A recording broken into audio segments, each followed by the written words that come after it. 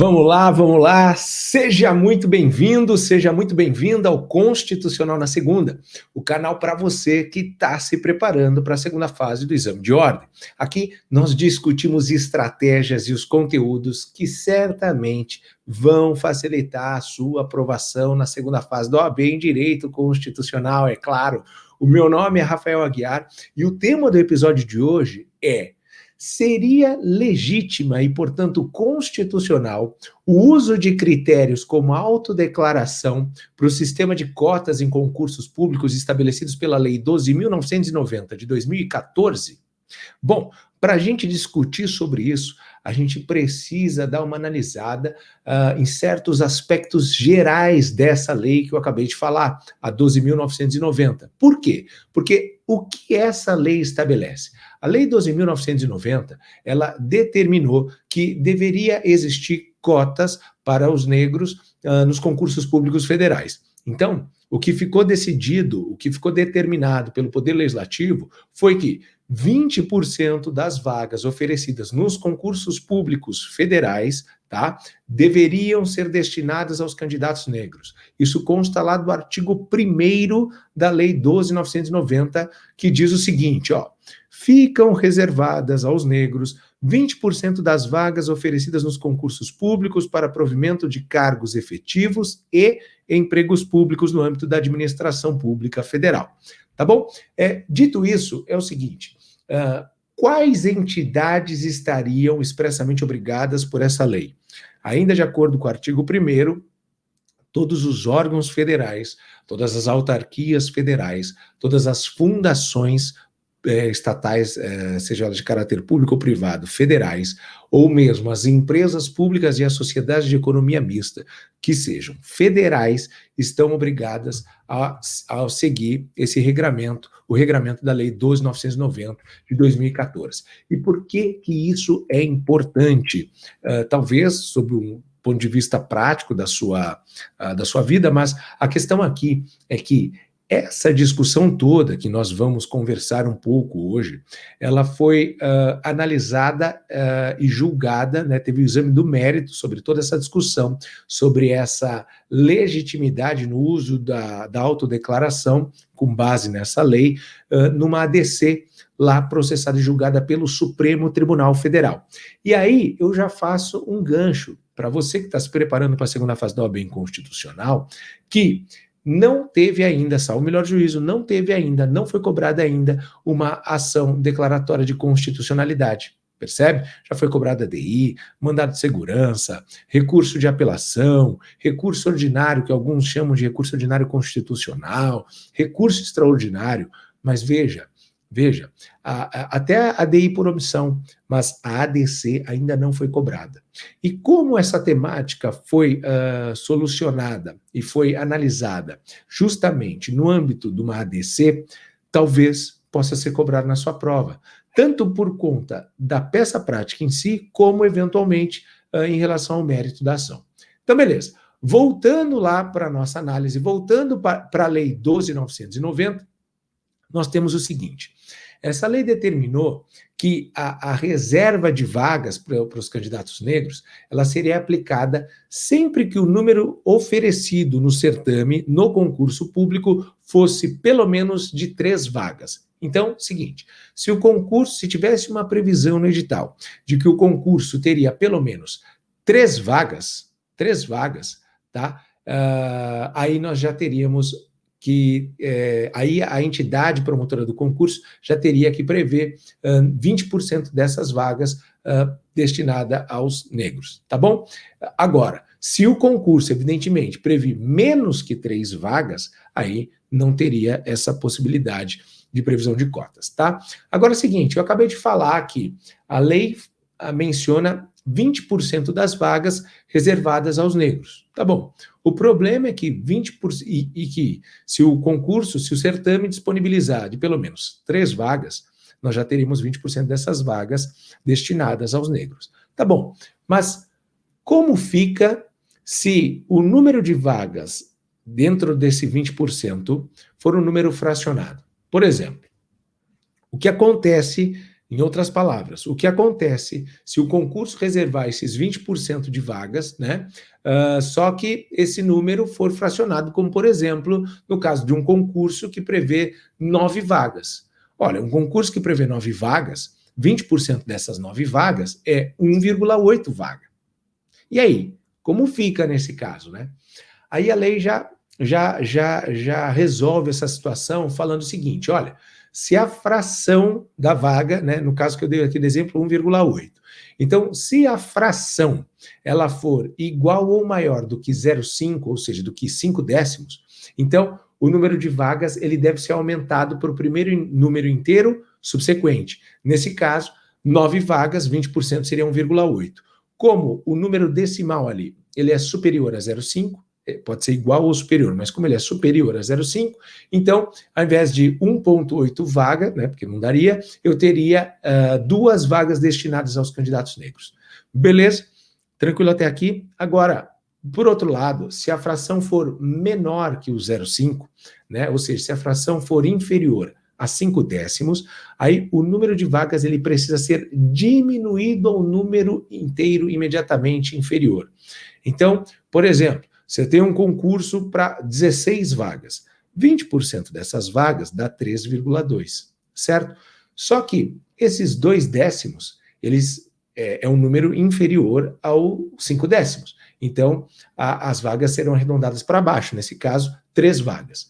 Beleza? Tranquilo até aqui? Então, vamos seguir. Agora,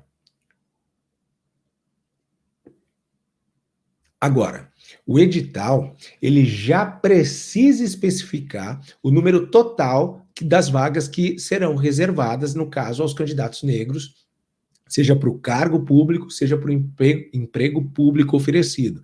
Então, o edital, ele não pode mencionar simplesmente 20% das vagas, tal. Ele tem que falar, olha, com base na Lei 2.990, serão ofertadas X vagas destinadas aos candidatos considerados negros, tendo em vista que aí vai lá, ou ele vai trazer uma tabela, né, com as vagas de ampla concorrência, as vagas dos candidatos considerados negros, eventualmente, dependendo da situação, de outra segmentação que a legislação determinar, enfim. Aí precisa observar o que cada lei determina em relação às ações afirmativas, tá? Mas a lei é clara, no caso da Lei 2.990, ela é clara que o próprio edital já precisa especificar o número, tá bom?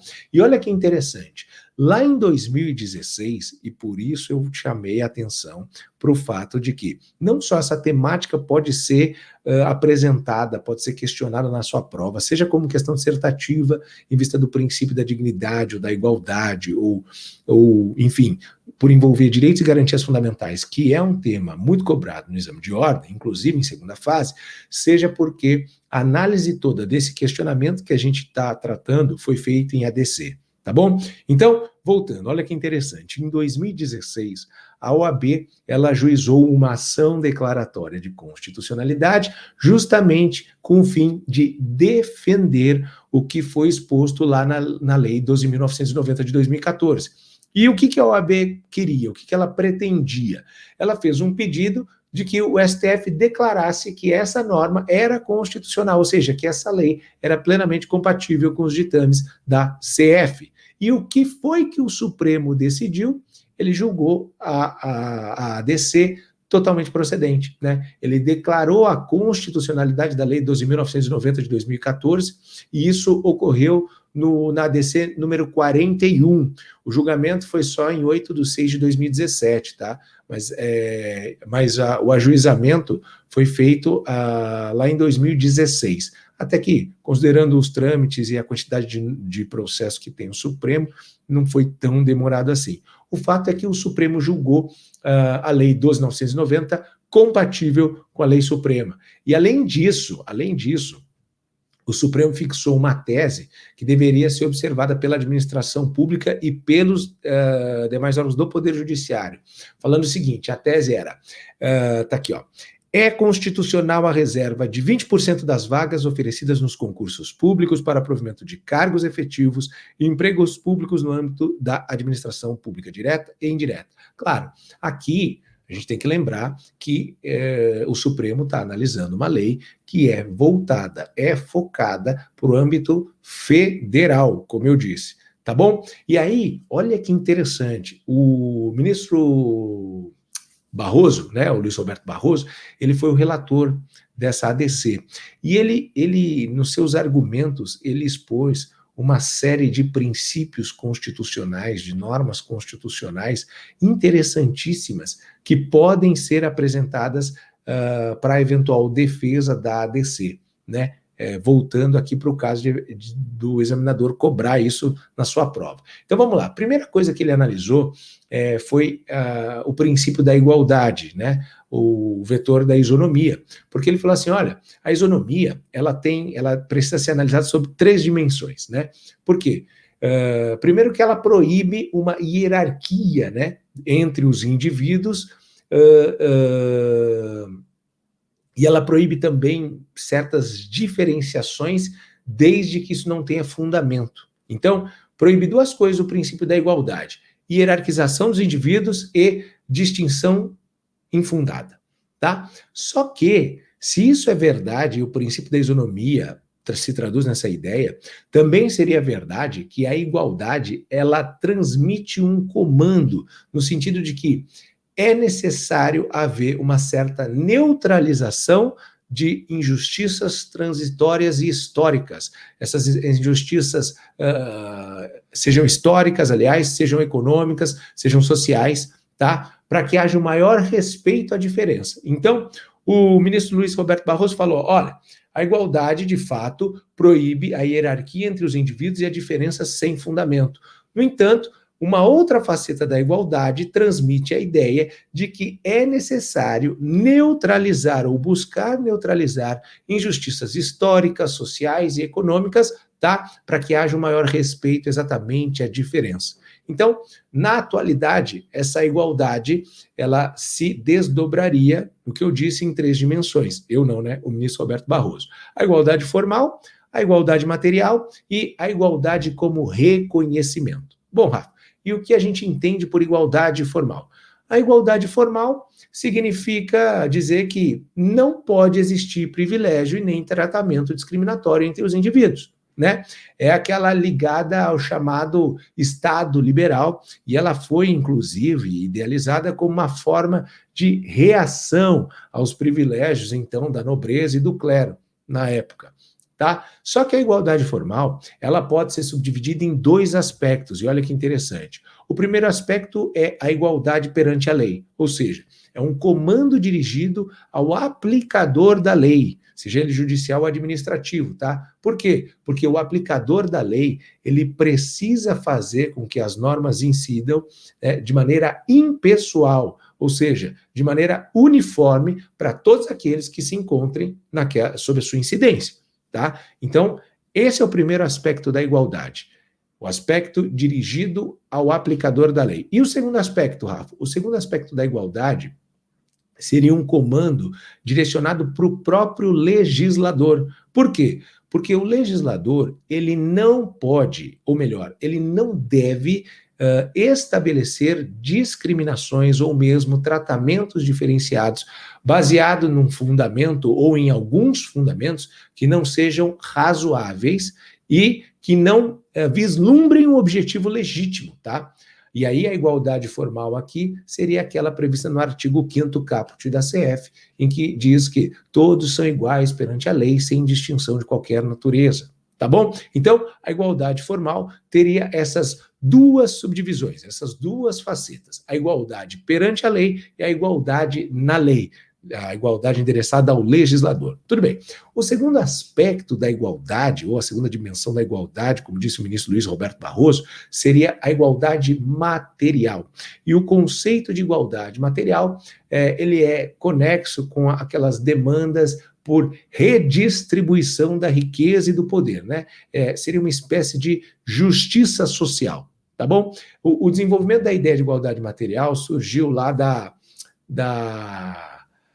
vertente em que não bastava proibir os privilégios para um certo grupo de pessoas, né? Era preciso ainda que tivesse uma atuação ativa contra essa desigualdade, principalmente econômica, e em favor da superação da miséria de algumas pessoas. Mais do que a igualdade ali perante a lei, deveria ser guardado um certo, ou pelo menos assegurado, tutelado, um certo grau de igualdade perante a vida. Tá? E aí, dessa forma, o que se busca é garantir a proteção jurídica do polo mais fraco das relações geralmente econômicas e a criação de uma certa rede de proteção social e de alguns mecanismos para redistribuição de riquezas, tá bom? Disso tudo é que surge a igualdade material. Então, para isso, na verdade, é imprescindível que o poder público ele faça também a entrega daquilo que se chama de prestações positivas, aliás, adequadas, como, por exemplo, em matéria de saúde, de trabalho, de educação, de moradia, de assistência social. Isso tudo se traduz na implementação da igualdade material, tá? E a igualdade material, no que diz respeito à previsão constitucional, ela encontra respaldo lá no artigo 3º em 2 incisos, tá? No inciso 1º e no inciso 3º do artigo 3º. Então, artigo 3º, incisos 1 e 3, afirmam que são objetivos da República Federativa do Brasil: 1, construir uma sociedade livre, justa e solidária, e 2, erradicar a pobreza e a marginalização e reduzir as desigualdades sociais e regionais. Aqui nós temos o princípio da igualdade material esculpido na Constituição da República. Tá bom? E, por fim, a terceira faceta ali que o ministro Luiz Roberto Barroso falou seria a igualdade como um reconhecimento. Só que o que seria igualdade como reconhecimento? Ela se traduziria aí no respeito que se deve ter com as minorias, ou seja, no respeito com a identidade e as diferenças raciais, religiosas, sexuais, enfim, ou de quaisquer outras tidas como de um grupo minoritário, tá? E essa injustiça, de acordo com Roberto Barroso, ela precisa ser combatida porque muitas vezes ela tem uma natureza cultural já, enraizada do próprio povo, tá? E ela decorreria justamente de alguns modelos sociais de representação que acabam impondo determinados códigos de interpretação e acabam recusando esses outros grupos, né? Ele ainda coloca outros, se eu não me engano, entre aspas, para dizer dessa dominação cultural de uma da parcela majoritária que tende ou busca afastar e não reconhecer, então, essas outras parcelas, essas ações esses grupos que as ações afirmativas buscam tutelar. Tá bom? E aqui, por isso que o ministro Luiz Roberto Barroso fala que a igualdade ela também serve como o reconhecimento. Seria o reconhecimento uma faceta da igualdade, tá bom? E o instrumento para alcançar essa igualdade como reconhecimento é exatamente a mudança, a transformação cultural ou simbólica. E o objetivo aqui seria construir um mundo aberto propriamente à diferença, tá? E aí, a igualdade como reconhecimento, ela também teria amparo lá no artigo 3º da Constituição. Só que no caso, o ministro Roberto Barroso fala que seria o artigo 3º, inciso 4. Por quê? Porque o artigo 3º, inciso 4 da CF, ele fala que um dos objetivos fundamentais da República é justamente promover o bem de todos, sem preconceitos de origem, sexo, raça, cor, enfim, idade ou qualquer outra forma de discriminação, tá? Por isso que a igualdade para o Luiz Roberto Barroso também teria essa faceta de igualdade como reconhecimento, tá? Em muitos casos, a gente precisa ressaltar que alguns grupos, na verdade, sofrem tanto com essa desigualdade material, formal e a igualdade de reconhecimento, que eles chegam a sofrer injustiças enraizadas. Foi isso que ele disse, tá? Seja na estrutura econômica, seja na estrutura própria cultural e até valorativa, o que, nesses casos, vai exigir uma atuação do poder público, como, por exemplo, por meio das ações afirmativas ou por meio de leis como essa lei, a 12.990 de 2014, tá bom? Então, superada essa análise das facetas da igualdade, que eu reputo muito importante, muito interessante do ministro Luiz Roberto Barroso, vamos voltar para a análise da Lei 12.990. Por quê? Porque o ministro, no caso, o Supremo Tribunal Federal, quando da análise da ADC, ele entende, ele afirma que esses 3 planos da igualdade, tá? Formal, material e reconhecimento, eles estariam, ou melhor, que a Lei 12.990, de 2014, ela atenderia esses 3 planos da igualdade, formal, material e reconhecimento. A igualdade formal, ela impede exatamente o estabelecimento de privilégios, o estabelecimento de diferenças de maneira arbitrária entre as pessoas, tá bom? E aqui, ela exige o quê? Ela exige que não haja essa diferenciação irrazoável, tá bom? E, no caso da Lei 12.990, seria razoável essa diferenciação e, portanto, essa tentativa de reparação histórica, tá? Por conta de circunstâncias que acabaram explicitando um racismo cultural, estrutural, perdão, na sociedade aqui brasileira. Então, essa Lei 12.990, ela tutelaria a igualdade formal. Além disso, ela também traria aí à luz, né, a igualdade material. Por quê? Porque esse racismo estrutural acabou gerando uma desigualdade material profunda. Então, qualquer política que fosse redistributivista, ela precisaria assegurar vantagem competitiva ao grupo. Então, o Supremo entendeu que a igualdade material também seria observada pela Lei 12.990. E, por fim, a igualdade como reconhecimento, que seria justamente respeitar as pessoas nas suas diferenças e buscar a aproximação delas, buscar a aproximação delas, de maneira com que as oportunidades fossem igualadas, se traduziria na política afirmativa instituída pela lei. Moral da história, nós teríamos as 3 facetas, igualdade formal, material e de reconhecimento, observadas e implementadas pela Lei 12.990 de 2014, tá? E aí, ainda teria uma dimensão simbólica importante no fato, de acordo com o Supremo, de os negros ocuparem umas posições de destaque na sociedade brasileira, tá? E aí isso fortaleceria ainda mais a política pública implementada pela lei, tá? Além disso, teria um efeito, de acordo com o Supremo, considerável sobre a autoestima das pessoas, porque você acaba afastando, ou pelo menos tentando afastar uma certa resistência do preconceito do outro, do preconceito alheio. Então, a ideia das pessoas negras e pardas, de acordo com a lei, serem um símbolo de sucesso e ascensão e terem acesso a esses cargos importantes, influenciaria na própria autoestima das comunidades, fortalecendo, assim, o posicionamento deles perante a sociedade, tentando, né, ou pelo menos buscando afastar ou minimizar a diferenciação histórica que houve aí. Tá? Aqui nós teríamos a ideia de que o pluralismo e que a diversidade ela se tornaria um ambiente melhor e mais rico, independentemente da minoria que se estivesse buscando tutelar. Essa foi a conclusão que chegou o Supremo na ADC 41.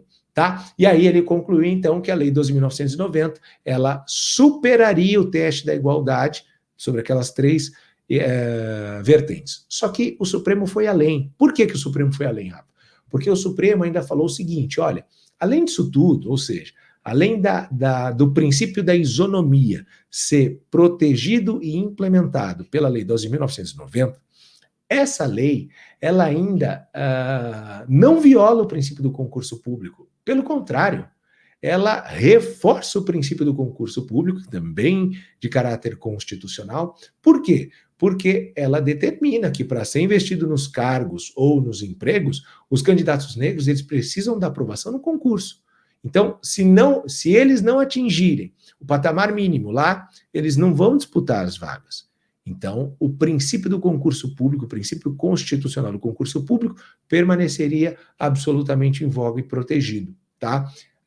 E aí a única coisa que a lei fez, claro, foi criar 2 formas diferentes de preenchimento de vagas, tá? Mas aqui seria em razão, como eu já dito, né, pelo próprio Supremo, de reparações históricas, sem abrir mão, né, do critério mínimo de suficiência. Então, não basta falar assim, sou candidato, estou inscrito aqui na condição da Lei 12.990 e, portanto, eu vou me valer ou vou ter direito inafastável a um dos cargos ou um dos empregos públicos postos à distribuição ou postos à seleção. Isso não é verdade, tá? Isso não é verdade. Tanto que ele precisa se submeter à prova, ele precisa se submeter ao exame, ou ela, né? Enfim, o candidato ou a candidata, e aí sim se valer de alguma diferenciação de critérios com base no que determina a Lei 12.990. Tá bom?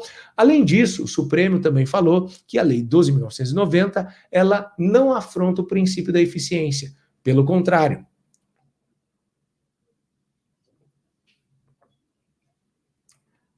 de acordo com o Supremo, a Lei 12.990, como eu disse, não afronta o princípio da eficiência, porque não significa necessariamente que os candidatos aprovados em primeiro lugar, ou segundo o critério da nota, eles serão absolutamente melhores que os outros, tá?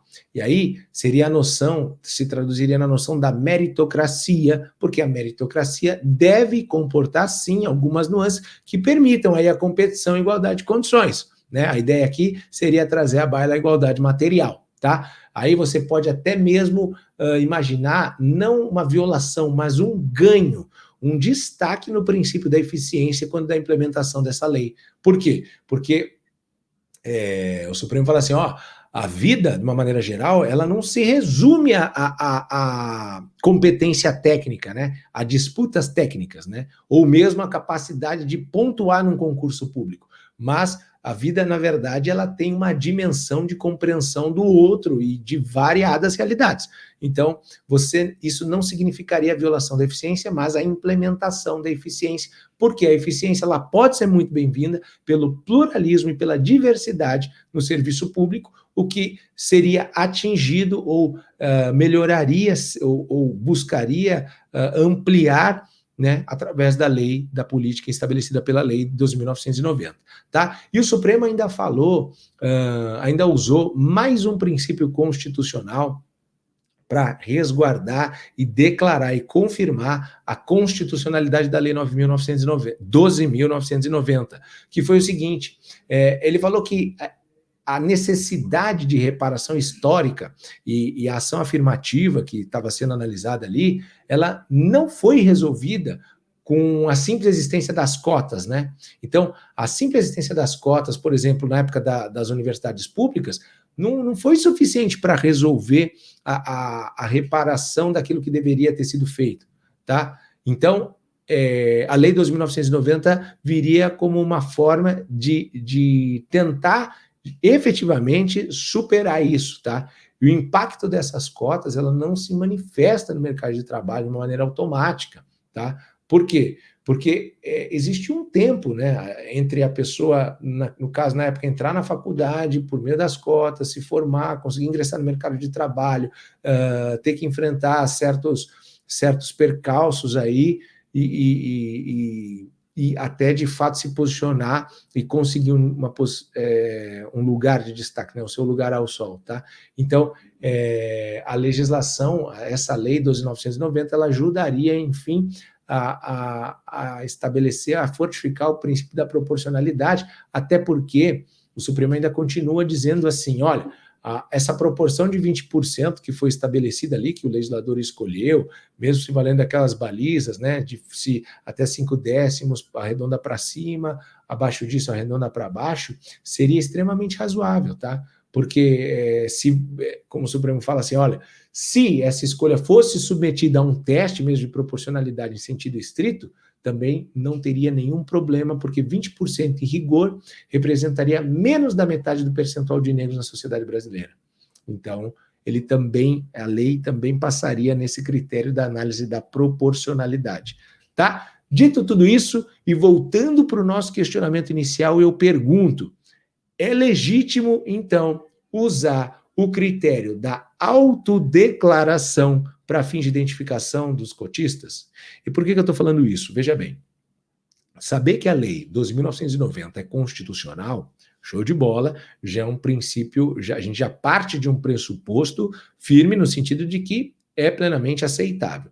Agora, a sistemática como ela se dá, os desdobramentos, o trâmite dela, ou seja, os mecanismos para fazer valer essa política, como, por exemplo, o critério da autodeclaração, isso seria legítimo? Isso seria constitucional? Por quê? O que a gente, né, o que é que se entende por critério de autodeclaração? O artigo 2º, o artigo 2º da Lei 12.990 fala o seguinte, ó, poderão concorrer, o artigo 2º, perdão, o que se entende por critério da autodeclaração. O artigo 2º da Lei 12.990 fala o seguinte, ó, poderão concorrer às vagas reservadas a candidatos negros aqueles que se autodeclararem pretos ou pardos no ato da inscrição do concurso público, conforme o quesito cor ou raça utilizado pela Fundação Instituto Brasileiro de Geografia e Estatística, ou seja, pelo IBGE. Esse é o chamado critério da autodeclaração. E aí, a pergunta que se faz é, esse critério, ele é legítimo? Ele é constitucional?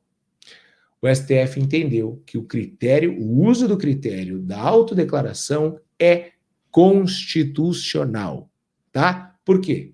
Porque é preciso respeitar as pessoas como elas se percebem, como elas se enxergam. Ah, Rafa, mas e se o cara for lá e fizer uma declaração falsa, tá? Ó, se ficar constatado que o candidato ele fez uma declaração falsa, né, sobre a sua cor, sobre aquilo que ele mesmo entende como tal, justamente para se beneficiar dessas cotas, aí ele é eliminado do concurso. Beleza? Então, caso uma declaração falsa, agora sim tem um problema, né? Tem um problema. Porque e se essa declaração falsa for constatada depois do candidato já ter sido nomeado? Como é que fica? Aí a admissão dele pode ser anulada, tá? Lógico, provavelmente, dependendo da situação, será necessário um processo administrativo para assegurar o contraditório e ampla defesa, beleza? Mas é plenamente possível que a admissão dele seja anulada, ou dela, do candidato que se valeu de uma declaração falsa. Tá bom? Tá bom? E além disso, claro, o candidato ainda pode ser processado na esfera criminal, tá? Beleza, Rafa, mas existe só o critério da autodeclaração? Ou seja, o critério da autodeclaração é o único determinado pela Lei 12.990? Não, tá? Nós temos também o critério da heteroidentificação. E o que a gente entende pelo critério da heteroidentificação? Olha, esse critério significa o seguinte, a administração pública ela pode adotar um controle heterônomo, né? Principalmente se ela perceber que existem ali algumas razões para ela acreditar que houve um abuso na autodeclaração. Então, por exemplo, o edital lá da entidade, ou do órgão, enfim, prevê que, no primeiro momento, será feita a autodeclaração, mas que depois será realizada uma análise via critério de heteroidentificação. E aí pode ser uma exigência de autodeclaração presencial perante uma comissão, tá? Uma comissão ali específica do concurso. Pode ser ainda a exigência de apresentação de fotos dos candidatos. Outra coisa que pode ser feita pode ser formada uma comissão plural, assim, para entrevista dos candidatos, e essa entrevista pode ser presencial. Só que essa entrevista ela vai ser posterior à autodeclaração. Enfim, esses são alguns exemplos dos critérios de heteroidentificação que podem sim ser utilizados, tá? Por quê? Porque esse critério, esse controle heterônomo por parte do poder público, apesar de poder ser realizado, e o Supremo falou que pode, não tem problema, ele precisa observar algumas cautelas, tá? Por quê? Porque eu não posso, por conta desse critério, eu não, né? A administração pública não pode, em vista do critério heterônomo, em vista do critério de heteroidentificação, acabar por violar a dignidade da pessoa humana. Então, ela precisa ali garantir um mínimo de contraditório e ampla defesa para os interessados, para que não haja nenhuma violação. Veja, nós estamos diante daquilo como a pessoa se enxerga e, de repente, ele se enxerga de uma maneira, ou ela se enxerga de uma forma, mas a banca pode entender de outra, então não pode ser só o diz que me diz, é necessário aí um procedimento minimamente, ainda que simples, mas que garanta pelo menos aí o contraditório e ampla defesa, tá bom? Enfim, resumindo, de acordo com o STF, quando do julgamento daquela DC, né, da DC 41, é legítima, ou seja, é constitucional a utilização, além do critério da autodeclaração, do critério subsidiário de heteroidentificação, desde que seja respeitada a dignidade da pessoa humana e garantido eventual procedimento contraditório e de ampla defesa. Beleza? Tranquilo até aqui? Tá bom. Rafa, você falou que essa lei ela se aplica no âmbito federal, né? Só que esse âmbito federal, ele vale só o Poder Executivo? Ou ele também é válido para o Poder Legislativo e para o Poder Judiciário? Ou seja, a reserva tratada pela Lei 12.990 de 2014, ela vale para todos os três poderes da União ou somente para os órgãos e entidades do Poder Executivo? De acordo com o Supremo, a Lei 12.990, a política estabelecida pela Lei 12.990, é válida para todos os poderes da União, todos, Poder Executivo, Poder Legislativo e Poder Judiciário. Além disso, também incide sobre o Ministério Público da União e a Defensoria Pública da União. Tudo bem? Cuidado! Por quê? Porque a Lei 12.990 de 2014, ela não se aplica para os estados, para o Distrito Federal e para os municípios. Mas isso não impede que esses entes, estados, Distrito Federal e municípios, que eles façam, que eles editem as suas próprias leis, tá? E ainda que de maneira semelhante, inclusive, alguns fizeram isso, tá? E provavelmente, se eventualmente for questionado, pode ser levado até o Supremo Tribunal Federal, e que se seguir esses moldes da Lei 2.990, dificilmente, eu acredito, que ela será declarada inconstitucional. E aqui, olha só que interessante.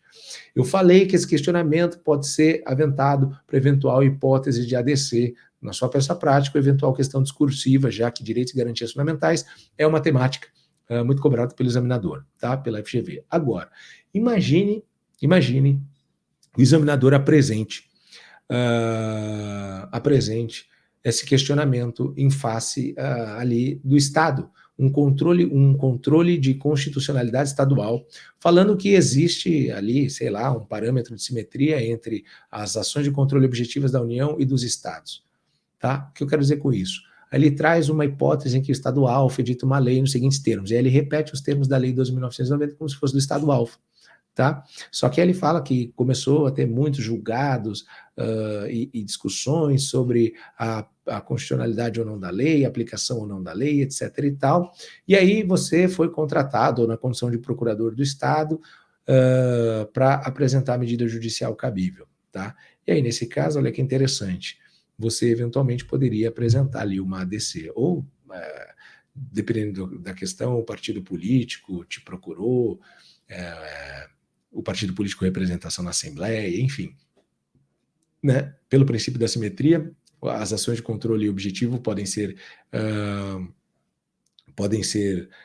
instituídas também pelo Estado, e aí o Estado poderia haver eventual ação declaratória de constitucionalidade, né, com base no artigo 125 da CF, para buscar a pacificação no que diz respeito à constitucionalidade dessa lei. Tá bom?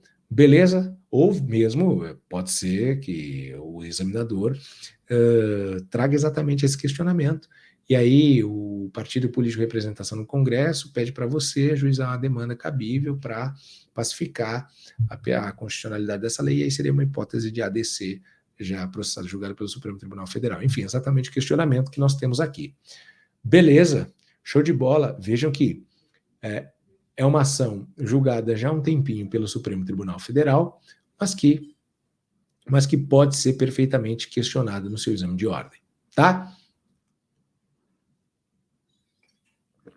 Dito isso, a lei, ela traz algumas questões importantes sobre como se deve dar o preenchimento das vagas, por conta por conta da proporcionalidade ali dos 20% e tal. Só que aqui nós entraríamos numa discussão mais legislativa, ou seja, da legislação infraconstitucional, que eu creio, reputo, que não seria tão interessante aqui para que eles se preparam para a segunda fase da OAB em Direito Constitucional. De qualquer forma, a Lei 12.990 de 2014 é uma lei extremamente curta, ela tem só 6 artigos, tá? Só um detalhe que eu chamo a sua atenção é que essa lei, ela entrou em vigor na data da publicação dela, que foi 9 de junho de 2014, só que o artigo 6º determina que ela tem prazo de vigência de 10 anos. E isso é muito interessante, né? Isso é muito interessante, porque, inclusive, essa normativa, essa regra, foi considerada constitucional. Tá bom? Beleza. Dito tudo isso, eu volto a dizer, eu volto a repisar numa questão. Olha só, o questionamento sobre direitos e garantias fundamentais, a temática de direitos e garantias fundamentais, é muito explorada pelo examinador da OAB, principalmente na segunda fase, porque envolve essas discussões que encontram respaldo constitucional, como mencionei aqui, artigo 3º, eu falei 3 incisos do artigo 3º, eu falei do artigo 5º, falei do princípio do concurso público lá do 37, do princípio da razoabilidade, enfim, da igualdade, todos esses questionamentos que têm base constitucional explícita, eles podem ser apresentados pela banca como questionamentos da questão dissertativa ou da peça prática profissional. Nesse caso específico, volto a dizer, pode ser uma peça prática, pode ser o caso prático para você apresentar uma ADC. Tá? De qualquer forma, se isso cair, e eu espero de verdade que isso caia, né? Eu sempre falo isso quando eu estou terminando um vídeo e explico uma situação que, inclusive, foi analisada pelo Supremo, eu torço para que isso seja cobrado, justamente porque daí a gente já bateu esse papo, você já assistiu esse vídeo, e certamente, se caísse, se fosse cobrado, você acertaria e, quiçá, tiraria 10 não, né? Tiraria 5, já que vale 5 pontos, ou seja, gabaritaria a sua peça. Tá? E a gente sabe que acertar a peça, gabaritar a peça, ou ter uma pontuação alta, significa muito, significa um grande passo para a sua aprovação. Beleza? Do contrário, errar a peça significa a provável reprovação. Tá bom? Dito isso, eu espero que você tenha curtido esse vídeo, tenha curtido esse conteúdo, não só esse, como todos os outros que a gente tem apresentado aqui todos os dias.